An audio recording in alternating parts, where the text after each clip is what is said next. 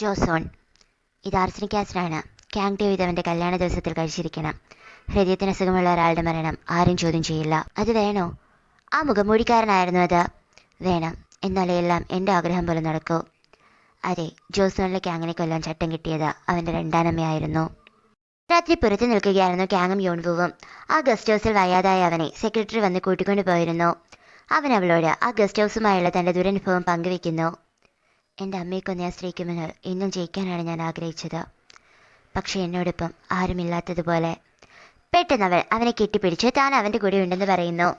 എന്നാൽ അവളോട് അവളുടെ ഭർത്താവിനെ പോലെ താൻ ഇരിക്കുന്നുവെന്ന കാരണത്താൽ അവൾ അങ്ങനെ ചെയ്യേണ്ട എന്ന് പറഞ്ഞ് അവൻ പോകുന്നു. ഞങ്ങളുടെ ആദ്യ രാത്രിയിൽ അവൻ തിരിഞ്ഞു നോക്കുന്നു.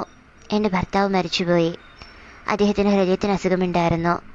എനിക്ക് പേടിയാണ് ആ വിധി വീണ്ടും ആവർത്തിക്കുക. അങ്ങനെ ഒരിക്കലും നടക്കില്ല. ഞങ്ങൾ രണ്ടും രണ്ടാൾക്കാരാ. പിന്നെ ഈ വിധിയിലൊന്നും എനിക്ക് വിശ്വാസമില്ല. അവൻ പോകുന്നത് നോക്കി സങ്കടത്തോടെ അവൾ നിൽക്കുന്നു. ആ പൂച്ചില്ലയിൽ നിന്നും 3-4 പൂവുകൾ ഒരുമിച്ച് വാടിക്കരിഞ്ഞ് താഴെ വീഴുന്നു. പിറ്റേ ദിവസം ഭക്ഷണം കഴിച്ചുകൊണ്ടിരിക്കവേ രണ്ടാനമ്മ അപ്പൂപ്പൻ്റെ മകളോട് ക്യാങ്ങിനെ കുറിച്ച് ആയുർവേദ മരുന്ന് വേണമെന്നും എവിടെ കിട്ടുമെന്നും ചോദിക്കുന്നു. എന്തിനാ അവന് മരുന്നൊക്കെ?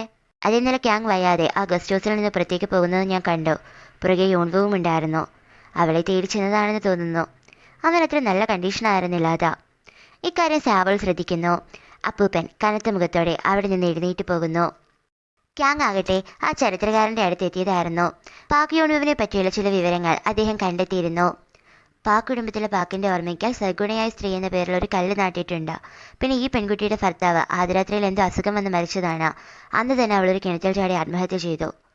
ആത്മഹത്യയോ? അപ്പൊ ശരിക്കും അങ്ങയുടെ പതിയെ കൊലപ്പെടുത്തിയതാണോ? പക്ഷേ പക്ഷെ ആര്? എനിക്ക് തോന്നുന്നു അദ്ദേഹത്തിൻ്റെ രണ്ടാനമ്മയായിരിക്കും. അങ്ങയുടെ പതിയുടെ പുനർജന്മമാണ് ഇവിടുത്തെ ക്യാങ്ങെങ്കിൽ ആ നീലക്കണ്ണുള്ള സ്ത്രീ പറഞ്ഞതുപോലെ വിധി വീണ്ടും ആവർത്തിക്കപ്പെടുമോ? എനിക്കറിയില്ല. പക്ഷെ അദ്ദേഹത്തിൻ്റെ രണ്ടാനമ്മ അത്ര നല്ല സ്ത്രീയല്ല. അദ്ദേഹത്തിൻ്റെ ജീവൻ അപകടത്തിലായിരിക്കാം. ഇതേ സമയം അപ്പൂപ്പന് മുന്നിൽ ഡയറക്ടർ ഒരു ഫയൽ വെച്ചിട്ട് അതിൽ പ്രസിഡന്റായി ക്യാങ്ങിനെ തിരഞ്ഞെടുക്കാൻ സപ്പോർട്ട് ചെയ്യുന്നവരുടെ ഡീറ്റെയിൽസ് ആണെന്ന് പറയുന്നു. എന്നാൽ ആ അപ്പൂപ്പൻ ആ മീറ്റിംഗ് നീട്ടിവെക്കാൻ പറയുകയാണ് ചെയ്തത്.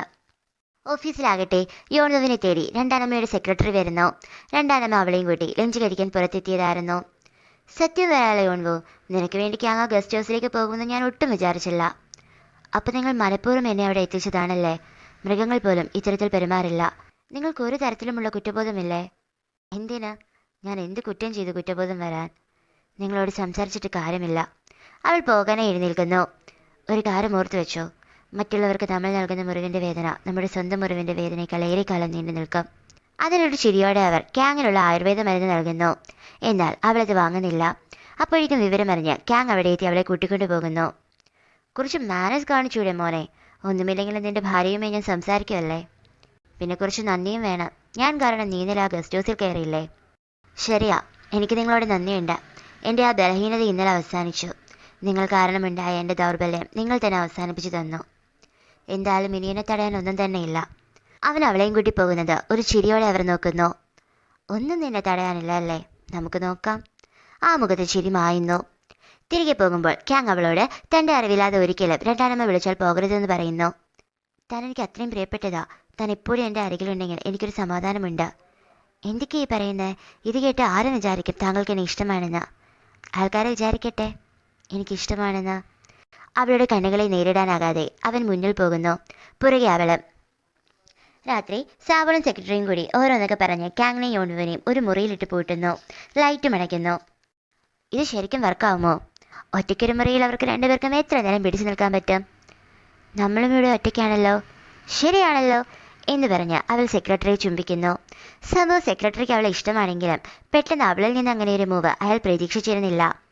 ഇവിടെ റൂമിലാകട്ടെ ക്യാങ് യോൺവുവിനെ ചുംബിക്കാനായി വന്ന നിമിഷം പെട്ടെന്ന് കതക് തുറക്കപ്പെടുന്നു. തങ്ങൾക്കൊരു പ്രശ്നമുണ്ടെന്ന് വിളിച്ചുകൂവി സെക്രട്ടറി ആയിരുന്നു ആ വാതിലിനപ്പുറം. യോൺവു ചെയ്ത ഡിസൈൻസ് എല്ലാം തന്നെ ലീക്കായി ഒരു ഓൺലൈൻ ബൊട്ടിക് ഡ്രസ്സും പുറത്തിറക്കിയിരുന്നു. ഇതും രണ്ടാനമ്മയുടെ പണിയായിരിക്കുമോ? ആവാം. എന്തായാലും ഇതിൻ്റെ IP അഡ്രസ് ട്രേസ് ചെയ്ത് ആരാണ് ലീക്കാക്കിയതെന്ന് കണ്ടുപിടിക്കണം. എന്നാൽ തൻ്റെ വിശ്വസ്തനിൽ നിന്ന് ആ വിവരം കേട്ട് രണ്ടാനമ്മ പോലും ഞെട്ടിപ്പോകുന്നു. അതെ, അവരായിരുന്നില്ല അതിന് പിന്നിൽ. പിറ്റേന്ന് ആ ഡിസൈൻസ് ലീക്കായതിൻ്റെ പേരിൽ യോൺവുവിനെ ആ ക്രഷ് പെണ്ണ് ഒരുപാട് വഴക്ക് പറയുന്നു. ഞാനല്ല ഇത് ചെയ്തത്. ആര് ചെയ്താലും സ്വന്തം വർക്ക് സംരക്ഷിക്കേണ്ടത് നിങ്ങളുടെ ചുമതലയാ. അതെങ്ങനെയാ? കഷ്ടപ്പെട്ട് കിട്ടിയ ജോലിയൊന്നുമല്ലല്ലോ. എനിക്ക് മനസ്സിലായില്ല. എന്ന് വെച്ചാൽ കണക്ഷൻസ് ആയിട്ട് ജോലി കിട്ടിയ ഇതുപോലെ ഇരിക്കുമെന്ന് ആത്മാർത്ഥത കാണില്ല. സങ്കടത്തോടെ യോൺവു ഇരിക്കുന്നു. അപ്പൂപ്പനാകട്ടെ ക്യാങ്ങിനെ വിളിച്ച് ആനിവേഴ്സറി ഇവന്റിന്റെ ചുമതലയിൽ നിന്ന് മാറാൻ പറയുന്നു. അതിന്റെ പേരിൽ ഒരു വഴക്ക് തന്നെ അവിടെ നടക്കുന്നു. അത് കേട്ടുകൊണ്ട് അവിടെ വന്ന യോൺവു ക്യാങ് ഒരു തെറ്റും ചെയ്തിട്ടില്ല എന്നും തന്റെ വർക്ക് സംരക്ഷിക്കേണ്ട ഉത്തരവാദിത്തം തനിക്കാണെന്നും അതിൽ താൻ പരാജയപ്പെട്ടുവെന്നും പറയുന്നു. അങ്ങനെയാണെങ്കിൽ ഈ ഇവന്റിൽ നിന്ന് നീ മാറി നിൽക്കണം. നടക്കില്ല. ഞങ്ങൾ രണ്ടുപേരും ഇതിൽ നിന്ന് മാറി നിൽക്കാൻ പോകുന്നില്ല. ഇതിന്റെ പേരിൽ എന്തു തന്നെ ഉണ്ടായാലും നേരിടാൻ ഞാൻ തയ്യാറാണ്. അവൻ അവളെയും കൂടി പോകുന്നത് കണ്ട അപ്പൂപ്പൻ ദേഷ്യത്തോടെ തന്നെ വടിയെടുത്തെറിയുന്നു. യോൺവു, നീ ഒരു തെറ്റും ചെയ്തിട്ടില്ല.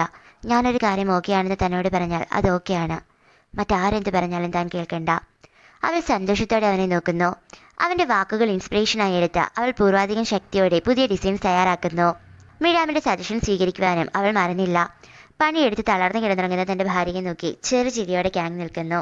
അങ്ങനെ യോൺവു വളരെ നല്ലൊരു വസ്ത്രം ഉണ്ടാക്കുന്നു. ഇത് എവിടെ നിന്നാണ് നീ ഇത്രയും പെർഫെക്റ്റായി സ്റ്റിച്ച് ചെയ്യാൻ പഠിച്ചത്? എൻ്റെ അമ്മയിൽ നിന്നാണ് പഠിച്ചത്. കുട്ടിക്കാലത്ത് ഞാനൊരു വികൃതി കുട്ടിയായിരുന്നു. കുതിരസവാരി നടത്താനും റൊമാൻസ് നോവൽ വായിക്കാനുമായിരുന്നു എനിക്കിഷ്ടം. എന്നെ ഒത്തിരി കഷ്ടപ്പെട്ട എൻ്റെ അമ്മ തയ്യൽ പഠിപ്പിച്ചത്. ഇതിലുമുണ്ടല്ലോ പൂമ്പാറ്റ. പൂമ്പാറ്റയോട് അത്രയ്ക്ക് ഇഷ്ടമാണോ? അതെ, എൻ്റെ അമ്മ എന്നെ അതുകൊണ്ട് പൂമ്പാറ്റക്കുഞ്ഞെന്നായിരുന്നു വിളിച്ചത്. അത് കേട്ടപ്പോൾ എന്തോ ഒരു സംശയത്തോടെ മിഡാം അവളെ നോക്കുന്നു. രാത്രി എല്ലാവരും പോയതിനു ശേഷം മിഡാം പഴയ ഒരു ഡയറി എടുക്കുന്നു. ജോസോൺ കാലത്തെ ആ ഡയറി കുറിപ്പുകൾ യോൺവുവിൻ്റെ അമ്മയുടേതായിരുന്നു. ഇന്നെൻ്റെ മോൾ യോൺവുവിൻ്റെ പിറന്നാളാണ്, എൻ്റെ പൂമ്പാറ്റക്കുഞ്ഞിൻ്റെ. പതിവ് പോലെ തന്നെ പിറന്നാളായിട്ട് കൂടി അവൾ ഇന്നും തയ്യൽ പഠിക്കാൻ മടിച്ച് പിന്നാമ്പുറത്തിരുന്ന പ്രണയകഥകൾ വായിച്ചത് ഞാൻ കണ്ടു. യോൺവു, പൂമ്പാറ്റക്കുഞ്ഞ്, പ്രണയകഥ. സംശയത്തോടെ ആ വാക്കുകൾ ഉരുവിട്ട് മിഡാമിരിക്കുന്നു. വീട്ടിലേക്ക് ചെന്ന യോൺവുവിനെയും കത്ത് ചിരിയോടെ ക്യാങ് നിൽപ്പുണ്ടായിരുന്നു. അവൻ അവൾക്ക് മുയലിൻ്റെ കീച്ചെയിൻ കൊടുക്കുന്നു. നിന്നിൽ നിന്ന് ഞാൻ എടുത്തു മാറ്റിയ ചന്ദ്രനിലെ മുയലിനെ ഞാൻ തന്നെ തിരികെ തരുന്നു. ഇനി ഈ മുയലിനോട് പറഞ്ഞു നിന്റെ ആഗ്രഹങ്ങൾ എല്ലാം സാധിച്ചു തരും. പരസ്പരം നോക്കി അവർ ചിരിക്കുന്നു. അങ്ങനെ ആനിവേഴ്സറി ഇവന്റ് ദിനം വന്നെത്തി. എല്ലാവരും എല്ലാം സെറ്റാക്കുന്ന തിരക്കിലായിരുന്നു. അപ്പോഴാണ് ഒരു പ്രശ്നമുണ്ടെന്ന് പറഞ്ഞ് ക്രഷ് പെൺകുട്ടി വരുന്നത്. ആ ഇവന്റ് റീഷെഡ്യൂൾ ചെയ്തു എന്ന് പറഞ്ഞ് അന്ന് അവിടെ വരേണ്ട മോഡൽ ഏജൻസിക്ക് ആരോ മെയിൽ അയച്ചിരുന്നു. അതുകൊണ്ട് തന്നെ മോഡൽസ് ഒന്നും തന്നെ എത്തുന്നില്ല. ആ ചെറിയ സമയത്തിനുള്ളിൽ മറ്റൊരു ഏജൻസിയും അവർക്ക് മോഡൽസിനെ കൊടുക്കുന്നുമില്ല. വിവരം പറഞ്ഞ് അവിടേക്ക് വന്ന രണ്ടാനമ്മ അവരെ സഹായിക്കാമെന്ന് പറയുന്നു. ക്യാങ് അവരോട് നന്ദി പറയുന്നു. അവരുടെ മുന്നിൽ അവൻ തലകുനിച്ചത് യോൺവുവിന് സഹിക്കാനാകുന്നില്ല. തിരികെ പോയി അവരുടെ വഴി തടഞ്ഞ് അവരുടെ മകൻ നിൽക്കുന്നു. എന്താണ് അമ്മയുടെ ഉദ്ദേശം? എന്തുദ്ദേശം? ഞാൻ ഈ കമ്പനിയുടെ CEO ആണ്. ഇത്ര വലിയൊരു ഇവന്റ് നടത്താൻ പറ്റാതായാൽ അത് കമ്പനിയെ തന്നെ ബാധിക്കും. മാറി നിൽക്കുക. അവർ പോകുന്നു. ഇതേ സമയം യോൺവു ക്യാങ്ങിനോട് അവൻ എന്തിനാണ് രണ്ടാനമ്മയ്ക്ക് മുന്നിൽ തലകുനിച്ചതെന്ന് ചോദിക്കുന്നു. ഞാനൊരു ബിസിനസ്സുകാരനല്ലേ യോൺവു. ചില സന്ദർഭങ്ങളിൽ തലകുനിച്ചാലേ തല ഉയർത്തി നിൽക്കാൻ പറ്റൂ. പിന്നെ ഈ ഈവന്റ് തൻ്റെ കൂടെ ഒരു സ്വപ്നമല്ലേ. ഇത് നടക്കാതിരുന്നാൽ എൻ്റെ പെണ്ണിന് സങ്കടമാവില്ലേ? അവൾ അവനെ നോക്കി ചിരിക്കുന്നു. തിരിച്ചൊരു പുഞ്ചിരി അവനെ സമ്മാനിക്കുന്നു. അയ്യോ, ഇതിനെന്ത് പറ്റി? അവർ രണ്ടുപേരും ശബ്ദം കേട്ട ഭാഗത്തേക്ക് നോക്കുന്നു. യോൺവുവിൻ്റെ മാസ്റ്റർ പീസ് ഡ്രസ് ആരോ കീറി വെച്ചിരുന്നു. ഷോ തുടങ്ങാറുമായിരുന്നു. യോൺവു തൻ്റെ ഡ്രസ്സില്ലാതെ ഷോ നടത്താൻ പറയുന്നു. എന്നാൽ ആ ഡ്രസ്സില്ലാതെ ഷോ നടത്തുന്നതിനോട് മിഡാം യോജിക്കുന്നില്ല. സ്റ്റേജിലാകട്ടെ ഷോ തുടങ്ങാൻ താമസിക്കുന്നതിലുള്ള മുറുമുറുപ്പും സംസാരവും കേട്ട് അക്ഷമയോടെ നിശബ്ദനായി അപ്പൂപ്പനിരിക്കുന്നു. എനിക്കൊരു 30 മിനിറ്റ് തരുമോ? ഞാനത് എങ്ങനെയെങ്കിലും ശരിയാക്കാം. ഷോയുടെ കാര്യം താൻ മാനേജ് ചെയ്തോളാം എന്നും സമയം എടുത്തോളാനും പറഞ്ഞ് ക്യാങ് പോകുന്നു. താൻ എന്താ ഇതിൽ ചെയ്യാൻ പോകുന്നത് യോൺവു? യോൺവുവിനും ഒരു ഐഡിയ കിട്ടുന്നില്ല. എന്തുകൊണ്ട് നമുക്ക് കീറിയ പാവാട ഒരു പാൻ്റ് കൂടാ? നല്ല ഐഡിയ. അങ്ങനെയാണെങ്കിൽ സ്ലീവ്സ് കൂടി മാറ്റി സ്റ്റിച്ച് ചെയ്ത് ഒരു ജംസ്യൂട്ട് പോലെ ആക്കാം. എല്ലാവർക്കും ആ ഐഡിയ ഇഷ്ടമാവുന്നു. യോൺവു അനിയനോട് നന്ദി പറയുന്നു. ക്യാങ്ങിനെ വിളിച്ച് അപ്പൂപ്പൻ വഴക്കം പറയുന്നു. എന്നാൽ യോൺവുവിൻ്റെ ഡ്രസ്സസ് ഇല്ലാതെ താൻ ഷോ നടത്തില്ല എന്നവൻ പറയുമ്പോൾ നിനക്ക് തോന്നുന്നത് പോലെ ചെയ്യാൻ പറഞ്ഞിട്ട് അദ്ദേഹം പോകുന്നു. അങ്ങേക്ക് യോൺവു അത്ര ഇമ്പോർട്ടൻ്റ് ആണോ? എല്ലാം കേട്ടുകൊണ്ട് അവിടേക്ക് വന്ന കൃഷി പെൺകുട്ടി നിറകണ്ണുകളോടെ ക്യാങ്ങിനോട് ചോദിച്ചു. എനിക്ക് താങ്കളാണ് important. Don't cross the line. ഇങ്ങനൊരു സംഭാഷണം ഇവിടെ നടന്നിട്ടില്ലെന്ന് ഞാൻ കരുതിക്കോളാം എന്ന് പറഞ്ഞ് അവൻ പോകുന്നു. സ്റ്റേജിലാകട്ടെ ആ അരമണിക്കൂർ സമയം ഒരു വീഡിയോ കാട്ടുന്നു. അത് യോൺവു ഡിസൈൻ ചെയ്ത പാറ്റേൺസ് വെച്ചുകൊണ്ടുള്ള ഒരു വീഡിയോ ആയിരുന്നു. ക്യാങ്ങിൻ്റെ ഐഡിയ ആയിരുന്നു അത്. അങ്ങനെ ഷോ തുടങ്ങി. ഒടുവിൽ യോൺവു ഡിസൈൻ ചെയ്ത ഡ്രസ്സസും വന്നു തുടങ്ങി. അവസാനം കീറിപ്പോയ ആ ഡ്രസ്സും എത്തി. ആ ചെറിയ സമയത്തിനുള്ളിൽ മനോഹരമായി യോൺവു അതിനെ മാറ്റിയെടുത്തിരുന്നു. ഒടുവിൽ ഒരു ഹാൻഡ് ബോക്കും ധരിച്ച് യോൺവുവും എത്തുന്നു. വലിയ കയ്യടിയാണ് അവൾക്ക് ലഭിച്ചത്. എല്ലാവരുടെ മുഖത്തും സന്തോഷം പ്രകടമായിരുന്നു. അപ്പൂപ്പൻ്റെ മുഖത്ത് അപ്പോഴും ചിരിയുണ്ടായിരുന്നില്ല. ഒടുവിൽ ആ സദസ്സ് മുഴുവൻ എഴുന്നേറ്റ് നിന്ന് കൈയടിച്ചു. യോൺവുവിൻ്റെ കണ്ണുകൾ ക്യാങ്ങിനായി പരതി. അഭിമാനത്തോടെ തൻ്റെ ഭാര്യയുടെ വിജയത്തിൽ കൈയടിക്കുന്നവനെ കണ്ട് അവൾ സന്തോഷത്തോടെ ചിരിക്കുന്നു. അല്ല മേഡം, എന്തിനാണ് മോഡൽസിനെ നൽകി ക്യാങ്ങിനെ സഹായിച്ചത്? അവൻ്റെ അപ്പൂപ്പൻ ഈ ഇവന്റ് എൻ്റെ കയ്യിൽ നിന്നും അവനെ ഏൽപ്പിച്ചതല്ലേ. പക്ഷേ ഒടുവിൽ എൻ്റെ സഹായമില്ലാതെ ഈ ഷോ നടത്താനാകാതെ വന്നു. മാറ്റി നിർത്തപ്പെടാൻ പറ്റാത്ത അത്രയും ഇമ്പോർട്ടൻസ് എനിക്ക് ഈ കമ്പനിയിലുണ്ടെന്ന് ഇന്ന് തെളിയിക്കപ്പെട്ടു. പിന്നെ ഈ ഇവന്റ് മൂലം അച്ഛൻ്റെ പുതിയ തലവേദനയും എനിക്ക് മനസ്സിലാക്കാനായി. തലവേദനയോ? അതെ, പാക് യോൺവു എന്ന തലവേദന. ജനിച്ചിട്ട് ഇന്ന് വരെ അച്ഛനെ അനുസരിച്ച് പോന്ന ക്യാങ് ആദ്യമായി അച്ഛൻ്റെ വാക്ക് കേൾക്കാതായി. അതും യോൺവുവിന് വേണ്ടി. ക്യാങ്ങിൻ്റെ ഒരു വീക്ക്നെസ്സായി യോൺവു മാറിയിരിക്കുന്നു. ആ കാര്യം അച്ഛനും മനസ്സിലായി. ഇപ്പോൾ തൻ്റെ കൊച്ചുമോനോടൊപ്പം അവൻ്റെ ഭാര്യയും സംരക്ഷിക്കേണ്ട ഗതികേടിലായ അയാൾ. ഇതേ സമയം ബാക്ക് സ്റ്റേജിൽ നെഞ്ചുവേദന കൊണ്ട് പുളയുന്ന ക്യാങ്ങിനെ തേടി ആ നീല പൂമ്പാറ്റയുടെ അകമ്പടിയോടെ ആ നീല കണ്ണുള്ള സ്ത്രീ വരുന്നു. അവൻ്റെ അടുത്തേക്ക് വരവേ തൻ്റെ കഴിഞ്ഞ ജന്മത്തിലെ ഓരോരോ സീൻസായി അവൻ്റെ കൺമുന്നിലൂടെ കടന്നു പോകുന്നു. അപ്പോഴേക്കും ആ സ്ത്രീ അവൻ്റെ തൊട്ടടുത്തെത്തിയിരുന്നു. വിധി ആവർത്തിക്കപ്പെടും, നീ അതിപ്പോൾ കണ്ടില്ലേ? അപ്രതീക്ഷയാകുന്നു. കാണികൾ ഒഴിഞ്ഞ സ്റ്റേജിൽ തൻ്റെ ഡ്രസ്സും കയ്യിൽ പിടിച്ച് സന്തോഷത്തോടെ ഇരുന്ന യോൺവുവിന് അരികിലേക്ക് ക്യാങ് വരുന്നു. തൻ്റെ ഭർത്താവ് തന്നെ വിട്ടുപോയപ്പോൾ തനിക്കൊത്തിരി വേദനിച്ചോ? അവളൊന്നും മിണ്ടുന്നില്ല. താൻ എന്നിൽ അയാളെയാണ് കാണുന്നതെന്ന്, അല്ലെങ്കിൽ അയാളെ കണ്ടെത്താനാണ് ശ്രമിക്കുന്നതെന്ന് എനിക്കറിയില്ല. എന്തായാലും എനിക്കൊരിക്കലും അയാളാകാൻ കഴിയില്ല എന്ന് പറഞ്ഞു പോകുന്ന അവനെ പിടിച്ചു നിർത്തിയത് അവളുടെ വാക്കുകളാണ്. എന്നെ സംബന്ധിച്ചിടത്തോളം അദ്ദേഹം എന്നെ ഈ ലോകത്ത് ഏറ്റവും അധികം കരയിച്ച വ്യക്തിയാണ്. പക്ഷെ താങ്കൾ അങ്ങനെയല്ല. താങ്കൾ എനിക്ക് എൻ്റെ കംഫർട്ട് പ്ലേസാണ്. എന്നെ ഞാനാക്കി മാറ്റിയയാൾ. ഞാൻ താങ്കളെ നോക്കുമ്പോൾ ഞാൻ കാണുന്നത് അദ്ദേഹത്തെയല്ല, താങ്കളെ മാത്രമാണ് മിസ്റ്റർ ക്യാങ്, താങ്കളെ മാത്രം. അവളുടെ സമീപം വന്ന അവൻ പ്രണയപൂർവ്വം അവളെ ചുംബിക്കുന്നു. ഇതേ സമയം കാട്ടിലൊരു വാഹനം വന്ന് നിൽക്കുന്നു. അതിൽ നിന്നും ഒരു കൂട്ടം ആളുകൾ ഇറങ്ങി ഒരു പെണ്ണിനെ വരച്ചിരിക്കുന്നു. എന്താ ഇത്? ചെയർമാൻ പറഞ്ഞത് എന്നെ പാരീസിൽ അയക്കുമെന്നാണല്ലോ. അത് ക്യാങ് വിവാഹം ചെയ്യാനിരുന്ന പെണ്ണായിരുന്നു. അവളുടെ തലചൂടി ഒരു കറുത്ത മുഖംമൂടി വന്ന് വീഴുന്നു.